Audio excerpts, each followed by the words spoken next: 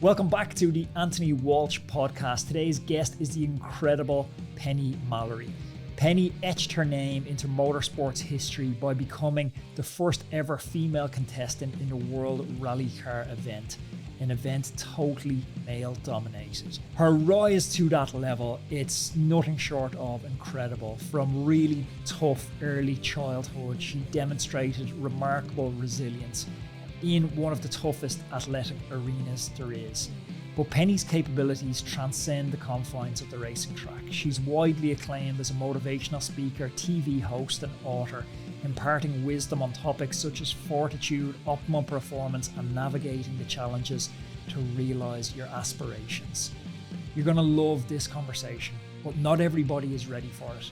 But if you are ready, let's get ready to go deep. It's Penny Mallory. Penny, welcome to the Roadman Podcast.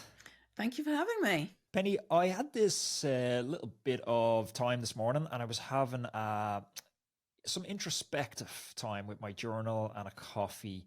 And I was thinking back to the best advice I'd ever heard. And for somebody who's kind of stuck or somebody who's looking to start a new journey, and I can't remember where this came from, but I remember someone telling me to live your life like you're the author of a story. So right now, the story starts and I get to write this story, and maybe the hero is unemployed. Maybe the hero in the story is unhappy, they're overweight, but we get to write the hero's transition because it's our story. And that's a really powerful idea to my mind. So I'm kind of hoping today's conversation will be that catalyst for some people to start to write their story differently. I hope so too. So high expectations. Okay. No pressure. When I was growing up, my dad, he worked in the army, but we were always very working class. And to make some extra cash, I was always working on bikes. I don't know why he chose bikes, but he always had secondhand bikes around the house. He sprayed them all the exact same color. He'd like salvage parts from one bike, or two shitty bikes, and put them onto one bike, and then we'd sell them. And that was kind of my life growing up, was after school going down to the shed at the end of the garden to fix up these bikes. So I actually think cycling got into my blood through some sort of osmosis process. It just seeped into my blood. Looking back to your early life, is there any similar type experiences that you feel driving got into your blood in that same way? It's really interesting you say that because on the surface, no, I had no contacts with motorsport. I didn't go karting as a kid, but actually my dad was a bit like your dad in the sense that he loved tinkering with cars, and he used to have something in the garage, usually a pile of old rubbish. He even once for my birthday, he bought me a motorbike, but it wasn't for me at all. It was for him. And he was going to rebuild this motorbike for himself. I don't know why he thought that would be a great present for me, but he was always had his hands in under a bonnet, with spanners. And I don't know that he was that proficient at what he was doing, but he liked cars, and he had a couple of nice cars briefly, and he would take us to banger racing, and I can't even remember where or when, but in a weird way, through some form of osmosis, the car thing got under my skin. And I wouldn't say that I was crazy about cars or anything, but when I got the opportunity to drive, it all fell into place. And part of the reason that I was driving was to impress my dad. So it did start at a very young age, but not in an obvious way. What was your relationship with your dad like? What was early life like? Oh, my family was all very dysfunctional, very weird. It all looked very nice and normal on the outside. On the inside, it just was weird as hell. And I knew it was weird.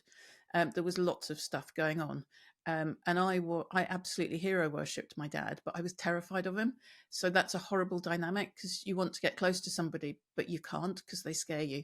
And so it was a very weird thing. I just wanted to impress him my whole life. And I failed miserably on most occasions to impress him with anything. But hopefully at some point the driving made him proud. I don't know. Do you still have a relationship with him? Or is he still alive? He died. He disowned me when I was 14, and I didn't see him for 20 years. And then I sort of reconnected with him when I had children, and then he died. So the the 20 years that he was out of my life was the 20 years that I was driving to try and make him proud and win back his favor.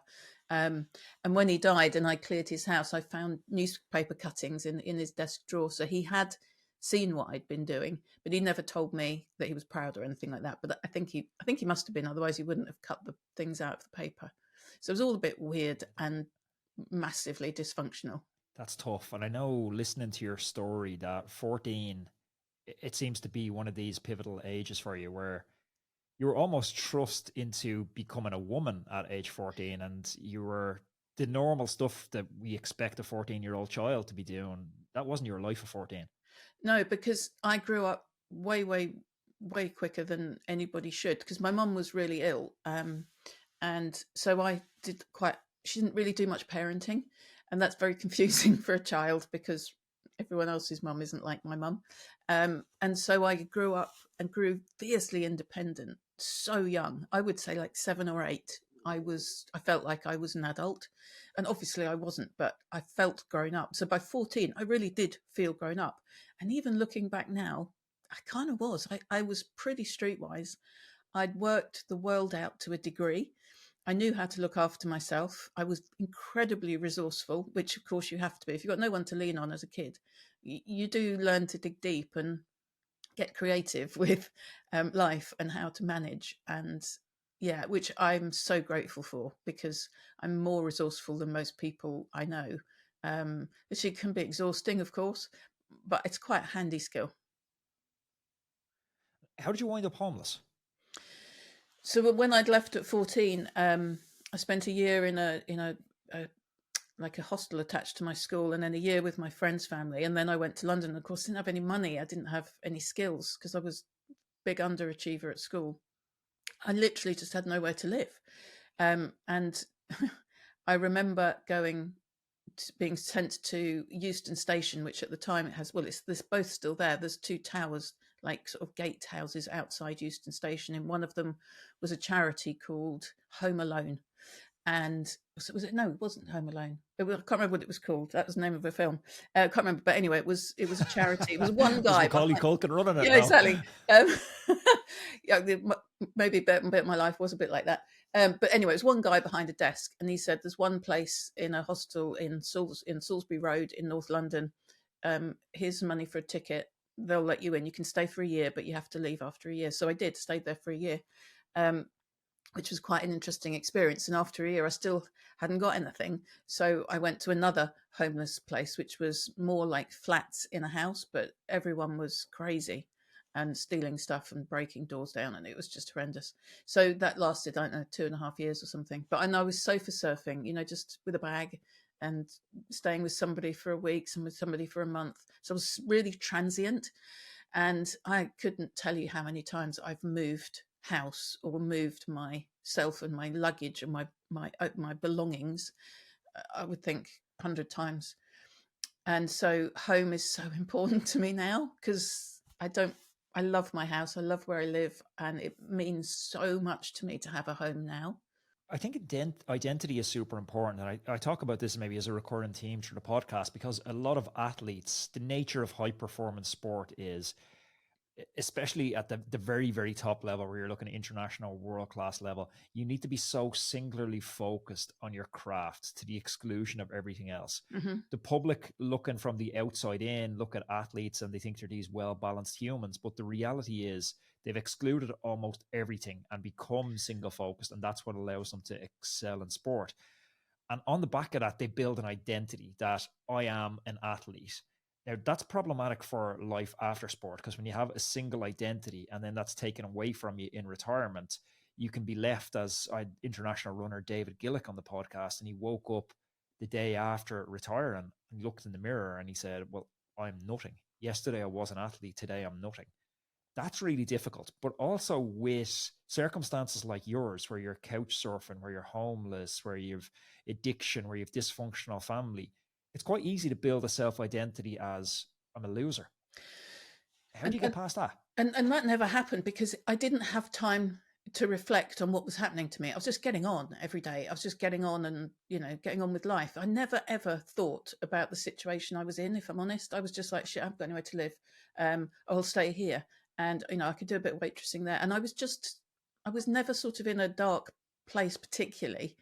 I was just managing my life. But and you're so right, when I got into driving, which is something I'd wanted to do since I was about 7 years old, I saw it on TV, sort of parked it in my mind. And then, I suppose a moment of rock bottom, and you just think, sort your life out, do something stupid, do something brilliant, but do something. And I did something brilliant. I took myself off to rally school. That day changed everything for the rest of my life. And I became that single-minded, focused person that you're describing, which is not always the nicest person, because when you decide, I don't want balance in my life, I want to put everything into this one thing because nothing else matters, because this is the only thing that I'm interested in. I don't want particularly to socialize, see friends, go shopping like normal people. I don't want to do anything except immerse myself in this dream of becoming a rally champion. And so that's what I did. I was lucky that when my driving came to an end, I went into a TV show, a car show called Driven on Channel 4. So I didn't have that bereft feeling that I'd lost myself and my purpose and my mission and all that stuff, because I was suddenly thrown into TV, which was full on. And it sort of replaced my function in a way. I'm now a TV presenter and talk about cars.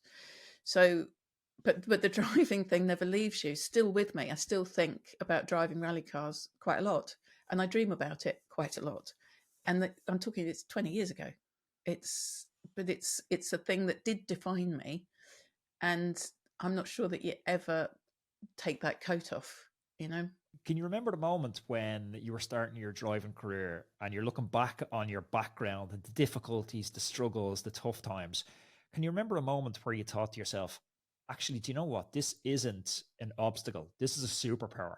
This is a set of circumstances which no one else had, which is making me mentally tougher, which I'm cut from a different cloth than the rest of the people I'm competing against. Well, again, and everyone would assume that this was all conscious. It wasn't. It was only looking back on my driving that I can put all the pieces together, because when I was in it, I was just, right, I need to get a sponsor, otherwise I can't do that rally. So right, next sponsorship proposal, tell a few fibs, but big it up a bit, and now I need a new crash helmet because I've dropped it, and blah blah blah. And I was just one thing to the next thing. It never genuinely stopped. I never stopped to think, this is hard, or I need to be resourceful. It was never a conscious thing. I was just getting on with it. I was just immersed in that world. And it's only now, looking back, I can put all the pieces together and go, oh my God, that's why I did that. And honestly, in motorsport, it's impossible for success. It's grains of sand on a beach. What I was able to do and make happen is crazy. But because I was so driven and so focused on achieving something, and obstacles to me were just really cool challenges. If you want to do it, you're going to have to find this, or discover that, or break through that barrier, or whatever it was. And I was like, yeah, cool. I was quite excited by the challenges and the obstacles, because I knew that I had the determination to smash through them when most people didn't. They'd give up, and I wasn't going to give up. And I always found that quite exciting. So none of that was conscious. It was just how I operated. Looking back now and analysing not just your career, but what you've learned from your career and kind of transposing that onto other people's careers, what do you think separates winners and losers? No, I've no question of doubt in my mind. It's mental toughness, which is what I talk about. Your mental response to a situation will determine the outcome.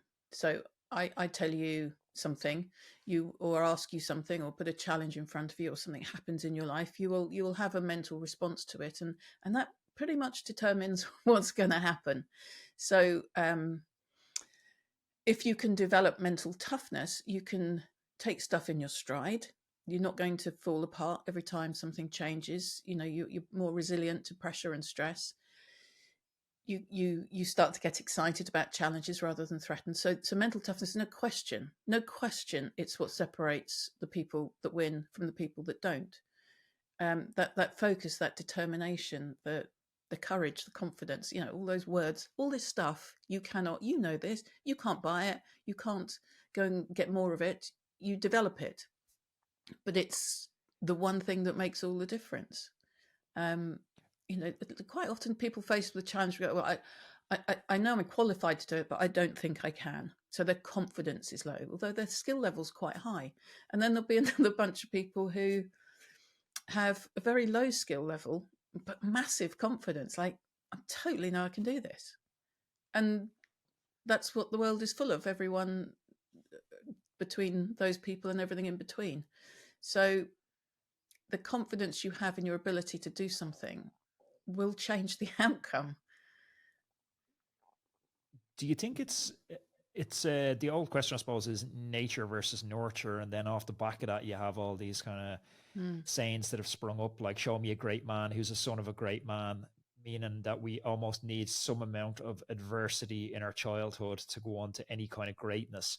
People that are born into privilege typically find it difficult to eclipse the greatness of their parents' generation.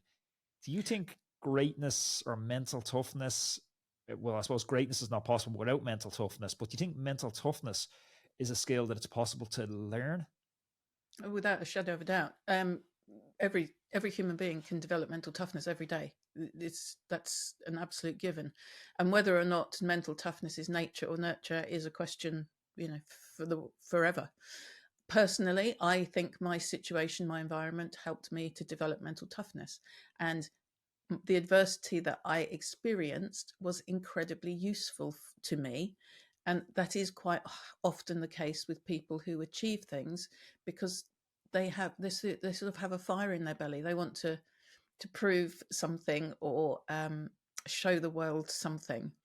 And I remember meeting a racing driver years when I was driving, and he came from a really wealthy family. And I've never met anyone so lost in my life, because he didn't really have to work at anything because he was worth millions. And I remember feeling really sorry for him because I had nothing, but I was so driven. He had everything, but nothing.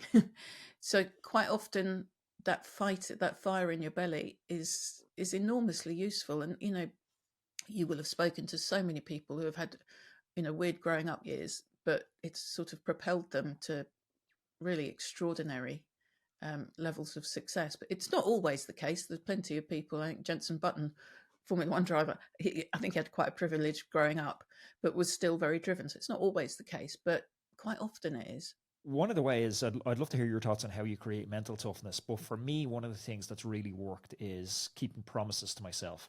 So when and this is every day, this is not just for elite athletes, I found. It's like, if you set your alarm clock at 7 a.m. to get up because you say you're going to go for a 5K walk or run, and then the alarm clock goes off at 7 a.m. and you hit snooze, something happens there. It sows a narrative into your mind that I don't follow through on what I say I'm going to do.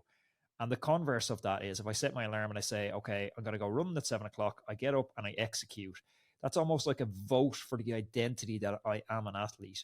And we start casting these ballots all the way through our day with, we know what we should eat. We say we're going to eat healthy for dinner. Then we eat healthy for dinner. We cast another ballot. And if you cast enough ballots, I find, and you keep enough promises for the type of person you say you want to be, that causes an identity shift. And for me, that's been super powerful in transitioning from law to sport, now into podcast. It's like, well, what does a podcaster do? Well, like, he shows up on time for podcasts, he records podcasts, he publishes podcasts. There's a set of behaviors.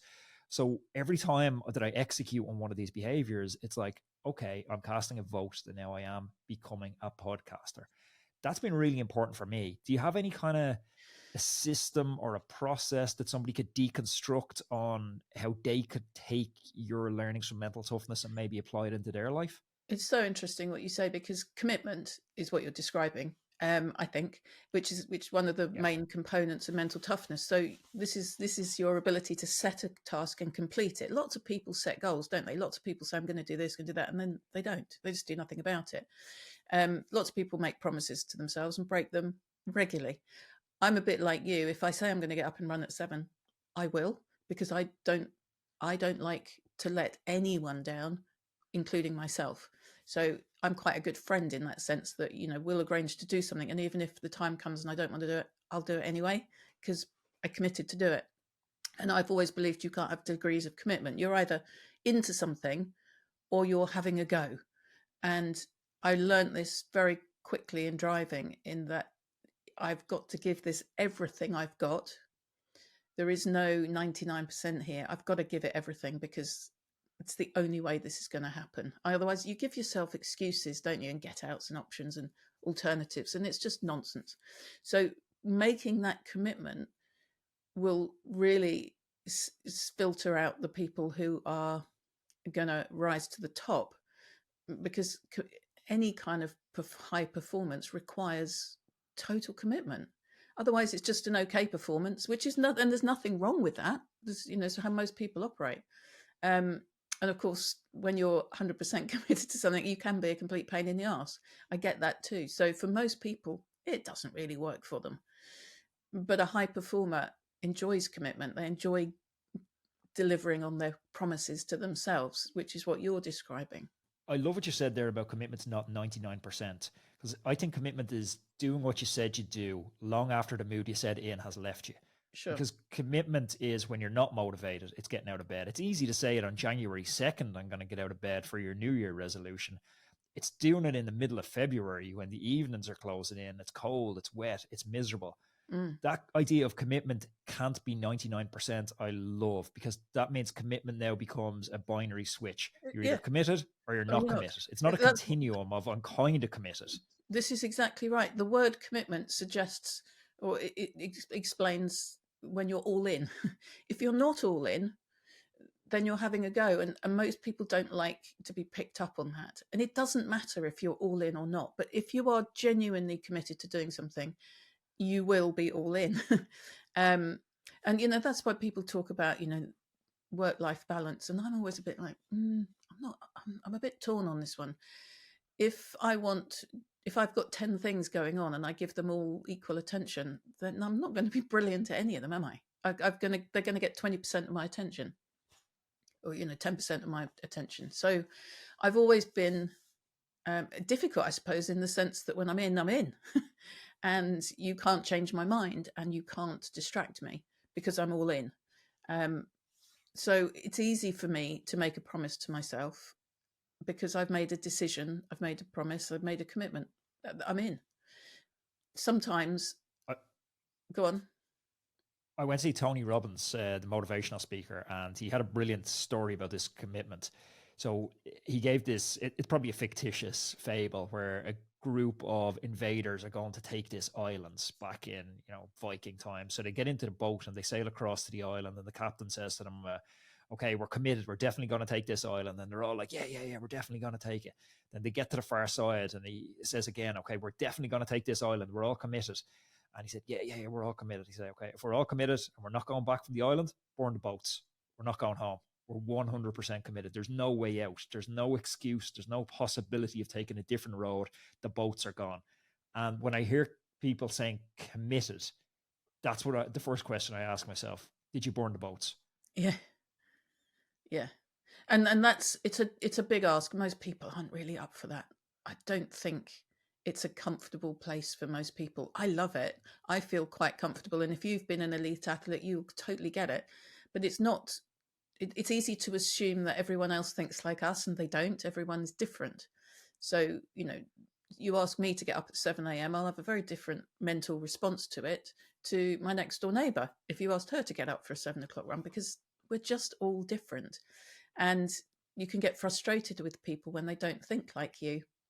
They don't operate like you. But it's not for everyone. This all-in thing it's quite a big deal. And most people, they don't like it.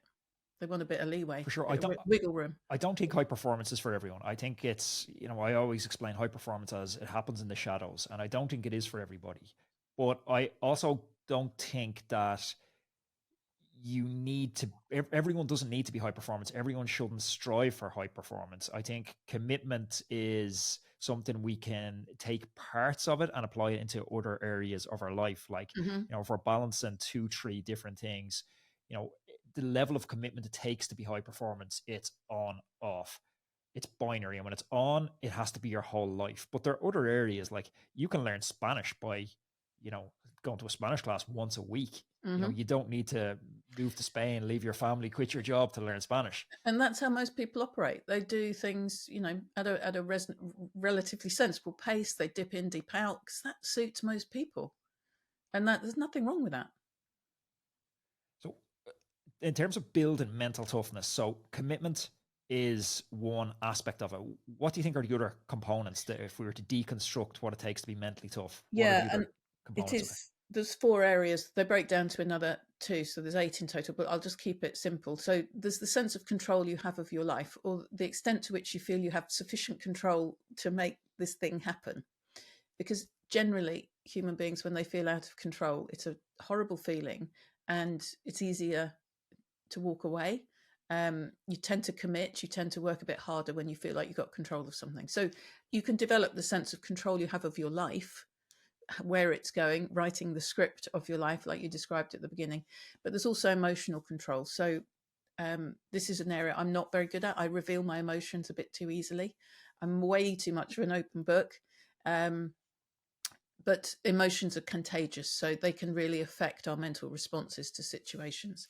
So there's control. Then there's challenge. That's your ability to see this massive challenge you're facing as an exciting opportunity, rather than feeling threatened. So a lot in business, a lot of people, everything's changing at just the most crazy pace, and businesses are restructuring and trying new things, and it's freaking everyone out that works in the organization, because all these challenges is just too much stress, too much pressure.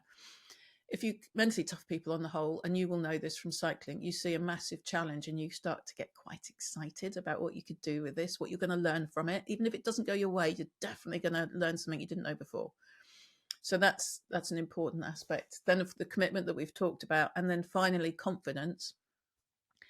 The confidence you have in your ability to do this thing. So if I start a project, and I'm not entirely sure that I can do this, I'm going to have a very different outcome to if I have the confidence that I can smash it. It's inevitable. So having that confidence in your ability, but also confidence, the extent to which you're prepared to engage with other people. You said champions don't happen when your champions are made when no one is looking. The hard yards goes in the shadows. You can't achieve anything on your own. You cannot win a race without the support of your team. It's impossible. We need to engage with other people. We need to lean on them, and we need to support them, and we need to engage in a way that is, everyone's got something different to offer to the party, and we need to open up to that. So your interpersonal confidence is critical, because we need each other. I'm thinking of so many of the components of this, and I'm taking what you're saying and I'm personalizing it myself here for this new podcasting career that I found myself in. And, commitment, I'm undoubtedly committed to it. I do feel an element of control, that I know where I'm going. But it's the confidence part. How do you build the confidence? So for me, if the goal is to be the biggest podcast in the health and fitness space, how do you build the confidence that is a possibility? Well, I think, and again, it's this. There's always a sporting analogy here, but anything we do for the first time is hard. Anything we do for the 100th time, it's not as hard. You have to just keep doing stuff, and you have to keep showing yourself, reminding yourself where you've come from. So, your first podcast will be a very different one to your 950th podcast. And you're laughing because that's true. You've learned so much. Oh, so bad. I think I was recording it into my phone like this for episode number 1. It was shocking. So you won't have probably spent much time reflecting on it, but your confidence in your lovely relaxed style, your interview technique is miles better than it probably was at the beginning. You've confidence in your ability to produce a really interesting podcast with your people that you're with your guests. So your confidence has grown without you really doing anything. You just keep doing it. And 950 times is obviously going, 950 times of practice, you're going to be way better than after 10. So just continually reminding yourself where you've come from, and also that setting the goal, that where you want this podcast to be. And it really helps if you've been involved in sport, because you break down, all the little components that you need to tick off in order to reach that goal. So you're in a really good place. You've got all the basis, of course, you have to make it happen. But it's about being clear about what it is you're chasing in the first place, being open to that changing at some point, because everything changes in life, and then having the commitment to deliver and the confidence that you have all the skills that you need. And where you haven't got the skills, you'll go and find them, or you'll lean on someone else because they've got them where you haven't. So yeah, it applies personally, it applies professionally, it applies sporting, in every aspect of life. If you have those elements and you can develop each of them every day, it puts you in such a great place. But the important thing is to remember that everyone's different. So what works for you won't work for me. It won't, you might have 10 friends and they all respond very differently to the same sort of challenge, or if they're all put under pressure, they'll all react differently. I spent most of my life thinking everyone thought like me, and got really frustrated with people when they didn't. And it's taken me way too long to understand that that's because everyone is beautifully unique, and it's unreasonable to expect everyone to think and behave like me. That's fascinating.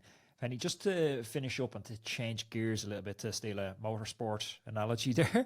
When you were in the car, I want to just get into kind of your role as ambassador for female sport. We've a campaign in Ireland here, and it's called Can't See Me, Can't Be Me. And it's incredibly powerful because from my mind, one of the best female sporting ambassadors in the world is from Ireland, Katie Taylor. Katie's world boxing champion. I know. I went to watch her at the Olympics. She's a force of nature. But Katie defined a genre here. There was no female boxing before Katie Taylor. Katie Taylor fought basically like in drag, or whatever the opposite of drag is, as a male, pretending she was a boy fighting other boys until they said, "This is ridiculous. We know this is a charade. She's beating all the guys. We need to create a female category." So Katie created female boxing. I didn't know that. She's such a hero over here. Oh, it's a brilliant, brilliant story. She's someone I'd love to have on the podcast, but she does very few interviews. Yeah, I watched her at 2012 Olympics and I was gobsmacked. The whole thing was insane, but I didn't know she fought as a boy. That's so sweet. Bless her. Yeah, it's unbelievable. But I'm wondering, when you were in the car, did you ever, it's that force of you're an athlete. Park your gender for a second. You're an athlete and you have this drive to compete and a drive to win. Was there extra pressure of, quote unquote, representing women that was at a point, too much pressure, and you wanted to be just left alone to drive your car? Yeah. So, you've just touched on so many things there. So first of all, I've never been one to bang the woman drum. I just want to compete as an equal, as a driver. I don't want special treatment. I don't want to stand out. I also had the problem, which was the only way for me to get big sponsorship, was to hype up the woman thing. So I was so uncomfortable about it because I really wanted to sink into the background and just compete.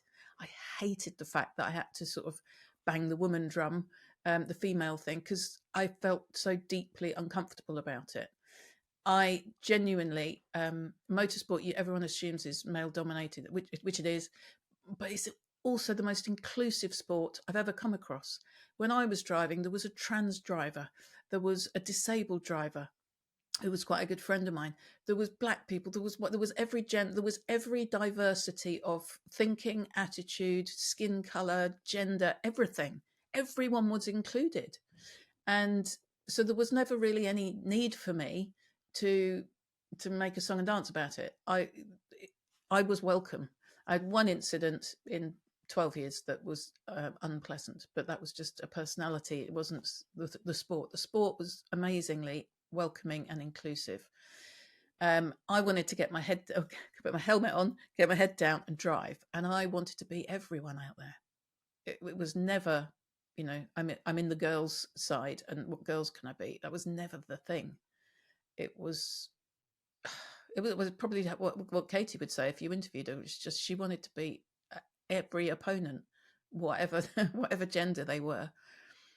And I think it's again really easy to create barriers that sometimes aren't there. Dare I say that out loud? If you have the commitment, if you have some ability, some confidence, you'll get there. There are, of course, there are exceptions to what I'm saying where there really are some massive barriers. And Eddie the Eagle was one of them. That was a classic, wasn't it? I mean, he was told no, no, no, and he just smashed through everything. So yeah, the woman thing is an uncomfortable conversation for me because I didn't really sign up for that stuff. What advice would you give to a woman who's listening to the podcast who wants to break into a male-dominated sport or even a male-dominated industry? Well, I'd take all of those assumptions out of it in the first place. So it wouldn't be it wouldn't be advice for a woman. It'd be advice for a person, and it would be advice for a sport that, I wouldn't even, once you say something's male-dominated, you just jump to lots of assumptions in your brain, and that's just not how I operate. To me, it's a playing field that's open to everybody. So what are we going to do to get to the top of it? And so I suppose part of the advice would be don't limit your options before you even start. Penny, this has been a blast. Thank you very much for your time. It's been a pleasure. Thank you. If you enjoyed this conversation, please click up here. There's another video I know that you're absolutely going to love. And we're just getting started, so subscriptions really matter. Click over here and subscribe to the channel so you don't miss any of our amazing upcoming guests.